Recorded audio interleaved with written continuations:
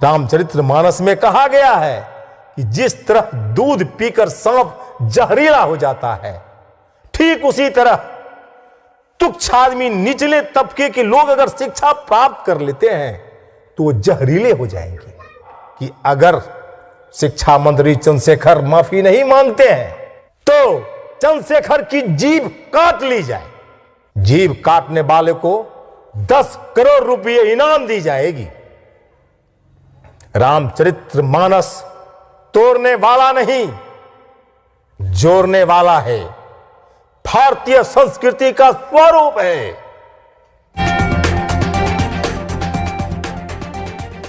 नमस्कार, आप देख रहे हैं RNN सच आप तक। आज हम चर्चा करेंगे भारतीय संस्कृति की धरोहर माने जाने वाली ग्रंथ रामचरितमानस पर नालंदा ओपन यूनिवर्सिटी में दीक्षांत समारोह में बिहार के शिक्षा मंत्री चंद्रशेखर यादव जी ने इस ग्रंथ के बारे में नफरत फैलाने वाली बात बताए हैं।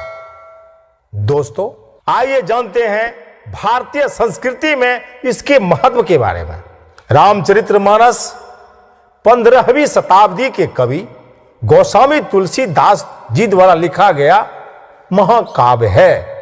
रामचरितमानस की रचना का आरंभ अयोध्या में विक्रम संवत 1631 यानी कि 1574 ईस्वी को रामनवमी के दिन मंगलवार को किया गया था।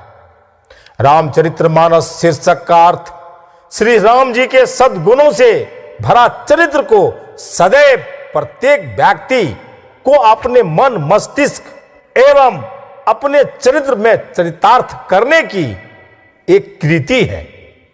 इतना ही नहीं, सर्वविदित हो कि आदि काल में आदि गुरु जगत गुरु शिव उन्होंने भी इन महान ग्रंथों के बारे में इनकी सारी बातों को सिमट कर अपने हृदय में संजोए रखा और वक्त आने पर स्वसमय इस कृति का बखान पार्वती जी से भी उन्होंने किए थे।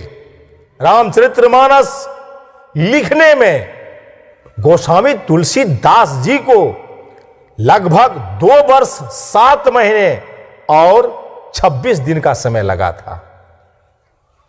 इसे संवत 1963 सन 1576 ईस्वी में मार्गशीर्ष पर शुक्ल पक्ष में राम के विवाह के समय इसे पूरा किया गया था। दोस्तों, इस ग्रंथ में 7 कांड हैं, 27 श्लोक, 4608 चौपाई, 1074 दोहे, 207 सौठा और 86 छंद हैं। अर्थात रामचरितमानस भारतीय संस्कृति में एक विशेष स्थान रखती है। उन्होंने कहा कि मनुस्मृति और रामचरितमानस ऐसी पुस्तकें हैं जो समाज में नफरत फैलाती है, क्योंकि यह समाज के दलित और पिछड़े महिलाओं को शिक्षा देने से रोकती है।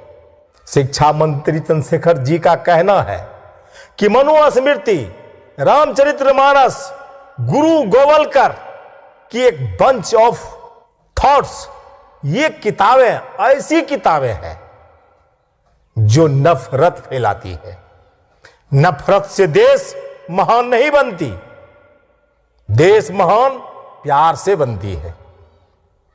नालंदा ओपन यूनिवर्सिटी के 15वें दीक्षांत समारोह में छात्रों को संबोधित करते हुए उन्होंने कहा कि मनुस्मृति को क्यों जलाया गया, क्योंकि उसमें एक बड़े तबके को बहुत सारी गालियां दी गई थी। रामचरितमानस का विरोध क्यों किया गया? इसलिए इसमें निचली जाति के लोगों को शिक्षा प्राप्त करने से रोकी जाती थी। रामचरितमानस में कहा गया है कि जिस तरह दूध पीकर सांप जहरीला हो जाता है, ठीक उसी तरह तुच्छ आदमी, निचले तबके के लोग अगर शिक्षा प्राप्त कर लेते हैं तो वो जहरीले हो जाएंगे। इस तरह की बात रामचरितमानस में लिखी गई है, जिसके बारे में चंद्रशेखर जी उस दीक्षांत समारोह में बतलाए। इस तरह की बयान पर बहुत सारे सनातन धर्म के अनुयायियों ने खेद प्रकट करते हुए बोले कि यह हम तमाम सनातनियों का अपमान है। इसे पूरा देश आहत है। सनातनियों का कहना है कि इस तरह की उल्टी बयान को हम लोग कतई बर्दाश्त नहीं करेंगे। एक राय होकर सभी सनातनियों ने शिक्षा मंत्री से इस्तीफा की मांग करने लगे। इतना ही नहीं, सभी सनातनियों का कहना था कि एक सप्ताह के अंदर शिक्षा मंत्री चंद्रशेखर माफी मांगे। अगर वह नहीं माफी मांगते हैं तो गौरतलब हो कि इस तरह के बयान पर प्रतिक्रिया व्यक्त करते हुए अयोध्या के संत जगत गुरु परमहंस आचार्य विवादित बयान देते हुए कहा कि अगर शिक्षा मंत्री चंद्रशेखर माफी नहीं मांगते हैं तो चंद्रशेखर की जीभ काट ली जाए। जीभ काटने वाले को 10 करोड़ रुपए इनाम दी जाएगी। रामचरितमानस तोड़ने वाला नहीं, जोड़ने वाला है। भारतीय संस्कृति का स्वरूप है। यह हमारे देश का गौरव है। इस तरह की टिप्पणी कदापि बर्दाश्त नहीं की जाएगी। इस तरह के बयान पर राजनीति पक्षों के लोगों ने भी प्रतिक्रिया व्यक्त किए हैं। विधान परिषद में नेता प्रतिपक्ष सम्राट चौधरी ने भी कहा कि उनका मानसिक संतुलन बिगड़ गया है। उन्होंने लालू प्रसाद यादव जी से आग्रह किए कि इनका इलाज करवाया जाए। अगर इनका इलाज आप नहीं करवाते हैं तो मैं ही अपने पैसे से मैं उनका इलाज करवाता हूं, ताकि उसकी मानसिक संतुलन ठीक हो जाए। इस तरह की बातें राजनीतिक दौर में भी आ रही है।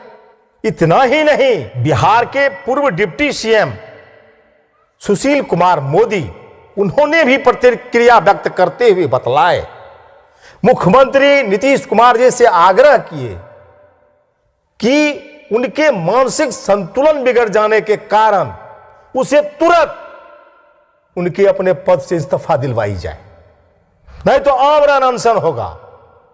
यह कदापि शिक्षा में बर्दाश्त नहीं किया जा सकता। एक शिक्षा मंत्री होकर और इस तरह की बात, यह कदापि बर्दाश्त करने वाली बात नहीं है। अध्यात्म, दोस्तों, अध्यात्म और राजनीति दोनों में जमीन और आसमान का फर्क है। अध्यात्म को राजनीतिक तौर पर लिया जाना यह कतई संभव नहीं है, कभी मुनासिब नहीं है। किस लहजे में शिक्षा मंत्री चंद्रशेखर जी राजनीतिक तौर तरीके में आकर, किस परिस्थिति में, किस मानसिक अवस्था में शिक्षा मंत्री इस तरह के बयान किए हैं, किस लहजे में शिक्षा मंत्री बयान किए हैं, उसकी कवायद तो खुद शिक्षा मंत्री चंद्रशेखर जी ही करेंगे। अध्यात्म का अर्थ आत्मनि अधीति अध्यात्म, जिसे धारण करो वो धर्म, और जो आत्मा के नजदीक रह जाए उसका नाम अध्यात्म। अध्यात्म का मतलब अपने विचारों की शुद्धि के साथ जीवन में परिमार्जित करना।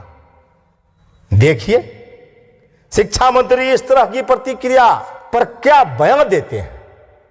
आध्यात्मिक हलचल क्या रंग लाती है, देखते रहिए। आगे की प्रतिक्रिया से हम रूबरू कराते रहेंगे। मैं अरुण कुमार सक्सेना का प्रणाम, आदाब, शुक्रिया, शास्त्रीकार, और फिर हम पुनः मिलते हैं अगले एपिसोड में। जय हिंद, जय भारत।